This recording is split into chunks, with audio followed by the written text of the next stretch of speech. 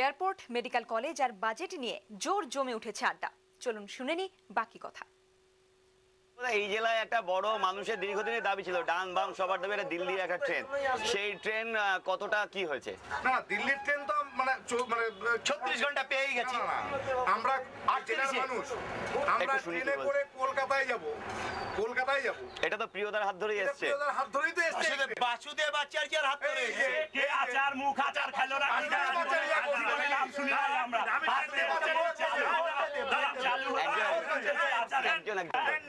নাম শুনতে আমি বলি রাধিকাপুর চিতপুর একটা ট্রেন চলে, ঠিক আছে। আমাদের চিতপুরের থেকে এই যে ট্রেন, চিতপুর এবং রাধিকাপুর এই ট্রেন, এত প্রিয় রঞ্জন দাসপুর হাত ধরেই এখানে প্রথম এসেছিল। ট্রেনটা কি হয়েছে আমি বলছি তো, যেটা রাধিকাপুর এক্সপ্রেস। ট্রেনটা কি হয়েছে বলছি তো।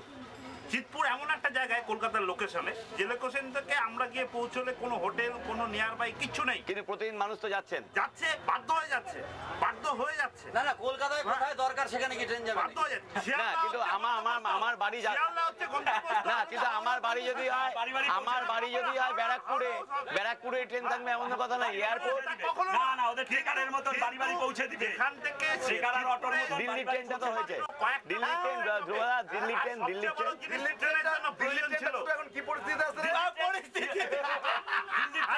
কথা দিয়েছিল এইখানকার বাসিন্দারা রেলে করে দিল্লিতে যাবে, কথা দিয়েছিল, দিল্লি ট্রেন চালু করেছে। কিন্তু সেই সময় এখানকার বিরোধী মানে কংগ্রেস এই বন্ধুরা নাকি, যে আমাদের যে বন্ধু সংগঠন, তারা হঠাৎ করে থুতুকু ঘুম মারছে, এটা তো আমাদের কাজ, ওরা নিচ্ছে কেন, আমরা গিয়ে প্রচার করি। কিন্তু কোনোদিন পূর্বে এদের কোনো পরিকল্পনা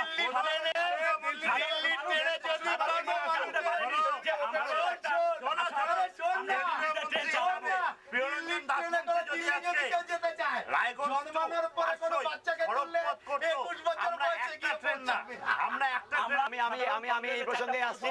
এই জেলায় উন্নয়নের প্রশ্নে যদি বলা হয় সাংগঠনের নিরিখে ভোট হবে এবং ভোটে কোনো একটি দল জয়লাভ করবে, জেলার 4টি পুরসভার 4টি কংগ্রেসের, জেলা পরিষদ কংগ্রেসের, এমএলএ 2জন রয়েছে কংগ্রেসের, এরপরে রায়গঞ্জ পুরসভায় এলাকায় একচ্ছত্র আধিপত্য কংগ্রেসের, এর মধ্যে দাঁড়িয়ে সিপিএম কিভাবে জিতবে?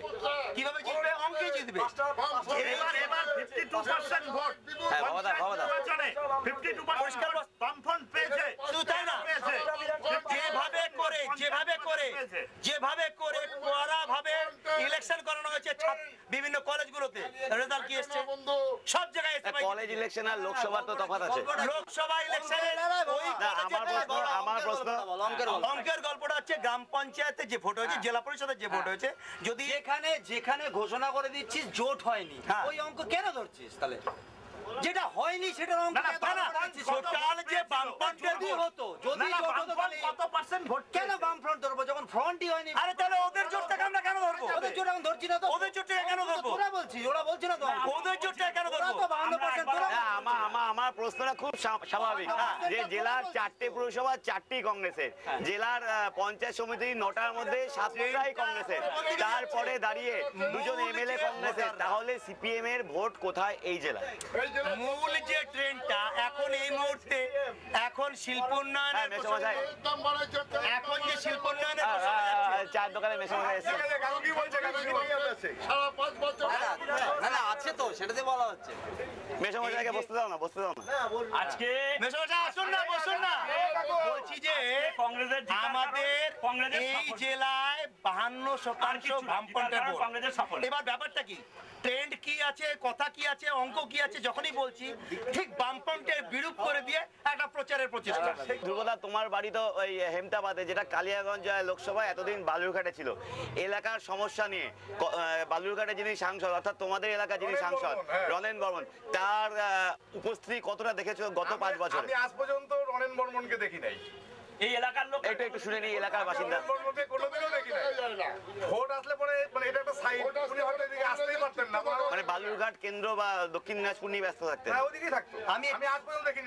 এবার কি এই অংশগুলো জেলায় আসাতে একটা সুবিধা হলো? আমাদের বিশাল সুবিধা। আমরা এরকম একটু শুনে দিন দেখিনি। কালিয়াগঞ্জ বিধানসভা রায়গঞ্জের মধ্যে ঢুকে আমরা যে উন্নয়ন, আমরা অনেক কিছু বঞ্চিত হয়েছি। রনেন বর্মনকে দেখিস নি মানে কাজ করেনি দাদা না? নরেন বর্মন আমাদের মানে এই এরিয়াতে আমরা দেখিনি, ও কি কাজ করেছে কি করে জানবো? দেখি লোকটাকে তো দেখিনি আমি। না লোকটা দেখা ভাই মানুষের কাছে রনেন বর্মন পৌঁছাননি ভাই, একটা নিজের জেলায় ছিলেন। আমরা দেখিনি। একটা কথা বলি, আমরা দেখি। আচ্ছা একটা কথা বলি, এই যে সাংসদ এলাকা, এই সাংসদ এলাকায় কটা বিধায়ক রয়েছে? 7 জন এই এলাকায়। 7 জনের মধ্যে কটা বামফ্রন্টের? সব ঠিক আছে। না না, কটা বামফ্রন্টের? উত্তরটা দিতে হবে। যখন 4টা পৌরসভার হিসাব নিচ্ছ তখন এমএলএ এর হিসাবটা কেন নেবে না? এই জন্যই নেবে না যে পৌরসভাটা মানে বিধানসভাটা 2006 3 বছর আগের পরিসংখ্যান, আর মিউনিসিপ্যালিটি রায়গঞ্জ বাদে বাকিগুলো খুব কারেন্ট। কবে কারেন্ট তো তার থেকেও কারেন্ট দিচ্ছি। কলেজ নির্বাচন, কিন্তু কলেজ নির্বাচনে কেন কলেজ নির্বাচন আসবে না? কেন?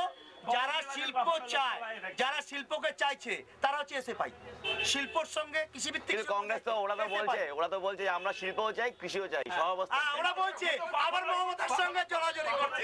মমতাও তো বলছে, মমতা বলছে কিন্তু বলছে জমিতে নয়, জমিতে না আকাশে। আমি যেটা বলছি এই জেলায় জেতার পর রায়গঞ্জ লোকসভা কিন্তু যিনি জিতুন, যদি ধরি সিপিএম জিতবেন, তাহলে জেতার পর প্রায়োরিটি সেক্টর কি হবে উন্নয়নে? সিপিএম এর তরফ থেকে একটা পরিষ্কার ভোটের জন্য যে ইশতেহার, পরিষ্কার আমি বলে না, ব্যাপারটা দাঁড়া, তুই সিপিএম এর মুখপাত্র না, তুই এখানে থেকে বসে তুই নিজে কি মনে করছিস? আমি নিজে মনে করছি সেটাই বলছি। আমি সিপিএম এর হিসাবে বলছি না, আমি নাগরিক হিসাবে বলছি যে সিপিএম যে তার বক্তব্যে পরিষ্কার করেছে 3টে কথা। তোমরা কর্মীরা কি চাইছো? আরে রায়গঞ্জ সাধারণ ভিন্ন অর্থনীতি হবে নাকি? রায়গঞ্জের অর্থ ভুল করে যাচ্ছিস। রায়গঞ্জের অর্থনীতিটাও ভিন্ন অর্থনীতির মধ্যে জড়িত। যেরকম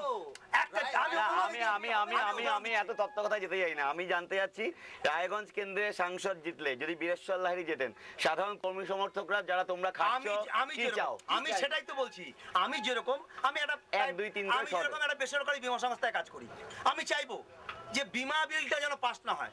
বীমা বিল সার্বিক অর্থে জেলার জন্য আমি তো জেলার বাসিন্দা, জেলার অর্থনীতি আমার অর্থনীতির সঙ্গে জড়িত। সেটা তো অনেক, এটা ঠিক বুঝতে হবে, সেটা অনেক বড় ব্যাপার। এই এলাকার একদম পরিকাঠামো উন্নয়ন যদি বলি, পরিকাঠামোগত উন্নয়ন সবার আগে কি চাই? সবার আগে হওয়া উচিত কিছু একটা শিল্প আরো ভালোভাবে হওয়া দরকার। অবশ্যই বড় না মাঝারি, অবশ্যই বড় মাপের শিল্প। কেন বড় শিল্পে আমাদের বড় শিল্প, বড় এবং মাঝারি শিল্প সবাই চায়। কংগ্রেস জিতলে তোমরা কি চাইছো? কি করবে? যেটা আমাদের কংগ্রেসের প্রথম পরিকল্পনা, গোটা নর্থ ইস্টার্ন জোনে রায়গঞ্জে এইমসের ধাঁচে যে হসপিটাল, সেটা সেই পরিকল্পনাটাকে পুরো সম্পূর্ণ করা। দীপা দাস মুন্সি যদি জেনেন, বিঙে কংগ্রেস কর্মী, তোমার দাবি কি এই এলাকার উন্নয়নে উনি কি করবেন প্রায়োরিটি সেক্টর? এই এলাকার উন্নয়নের জন্য আমাদের যে রাস্তা, যেটা বাৎসরিক ব্রডগেজের লাইন যেটা আছে, সেই জিনিসটাকে পরিকল্পনা আমি করা, আর রেক পয়েন্ট করা একটা রায়গঞ্জের ব্যবসাদারদের সুবিধার জন্য পয়েন্ট করবে।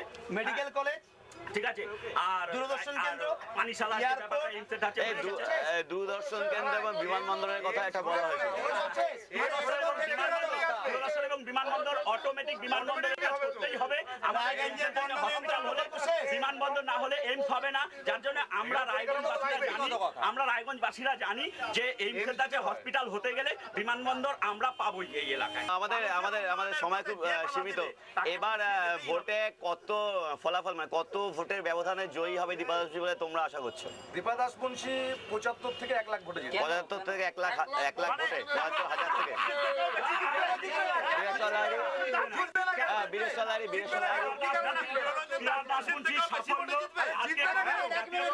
আমি একটু ওদেরটা শুনি।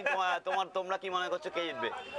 আমাদের যেটা 25 থেকে 30,000 ভোটে অবাস্তব অলিক কল্পনা আমরা করি না। যেটা হচ্ছে প্রিয়রঞ্জন দাস মুন্সি নিজে জিততে পারেনি, তার ওয়াইফ জিতে যাবে না, এটা হলো কথা।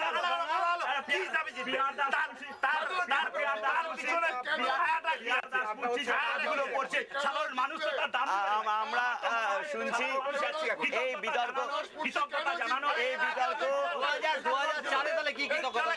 বিতর্ক চলতেই থাকবে। কে জিতবেন না, উন্নয়ন হয়েছে না হয়নি, সেই প্রশ্নের উত্তর আমরা পাবো আর কয়েকটা দিন বাদে। ক্যামেরা দেবাশিস দাসের সঙ্গে প্রসেনজিৎ চৌধুরী। এখন আবার